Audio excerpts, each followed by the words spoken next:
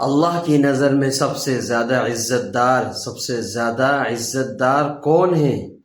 دنیا میں پیسے رکھنے والا، دنیا میں طاقت رکھنے والا، دنیا کی شہرت حاصل کرنے والا، دنیا میں نام و نہاد والا، دنیا کی تمام اسباب اس کے پاس موجود ہو وہ بندہ نہیں۔ اللہ فرماتا ہے قرآن میں ان اکرمکم عند اللہ اتقاکم، کہ میرے نزدیک سب سے زیادہ عزت دار وہ ہے، سب سے زیادہ باوقار وہ ہے، سب سے زیادہ محبوب وہ ہے، سب سے زیادہ عزت حاصل کرنے والا وہ ہے، میری محبت کا حقدار وہ ہے، میری محبت کا حاصل کرنے والا وہ ہے، میرے قریب وہ ہے جو دنیا میں رہتے ہوئے سب سے زیادہ تقوی اختیار کرے، جو دنیا میں رہتے ہوئے بد نظری سے بچائے، دنیا میں رہتے ہوئے گانوں سے اپنے کانوں کو بچائے، دنیا میں رہتے ہوئے نماز کی پابندی کرے، دنیا میں رہتے ہوئے محرمات سے اپنے آپ کو بچائے، دنیا میں رہتے ہوئے تقوی حاصل کرے، ہر گناہ سے ایسے اپنے آپ کو بچائے جیسے کہ ہم اپنے آپ کو آگ سے بچاتے ہیں۔ تقوی کا مطلب ہی یہی ہے کہ اس طرح اپنے آپ کو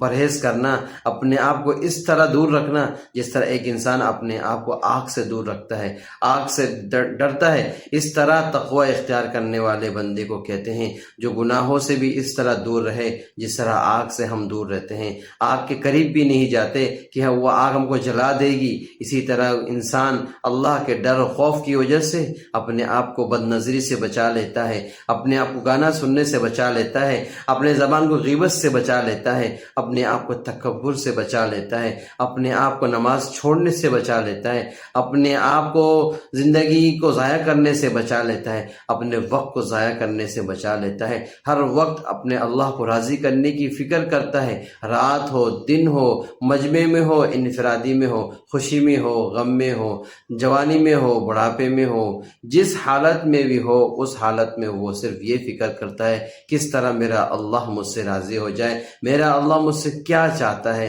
میرا اللہ مجھ سے کیا ارادہ رکھتا ہے، میرا اللہ مجھ سے کیسے راضی ہوگا، میرا اللہ مجھ سے کیسے خوش ہوگا، میں اللہ کی محبت کیسے حاصل کر لوں، میں نبی کریم صلی اللہ علیہ وسلم کی شفاعت کیسے حاصل کر لوں، حوض کوثر کا پانی ان کے ہاتھ سے کیسے پی لوں، مجھے قبر میں ان کی شہادت کرنے کا موقع کیسے مل جائے، میں یہ اپنے زبان سے کیسے کہہ سکوں کہ ھذا نبی، یہ میرا نبی ہے، اس نبی کی سنتوں پر میں زندگی گزار کے آیا، جس نبی کے اقوال پر میں زندگی گزار کے آیا، جس نبی کی شریعت پر میں زندگی گزار کے آیا، جس نبی کی شریعت کو میں سب سے زیادہ مقدم رکھتا تھا، جس نبی کی سنتوں کو میں سب سے زیادہ مقدم رکھتا تھا۔ یہ تقوی اس کو کہتے ہیں، تقوی کا مطلب یہ ہے۔ اور اللہ نے قرآن میں کسی مولوی نے نہیں، کسی عالم نے نہیں، کسی دنیا کے اسلامی لیکچرار نے نہیں، اللہ نے قرآن میں فرمایا سب سے زیادہ عزت دار اس کی نظر میں وہ ہے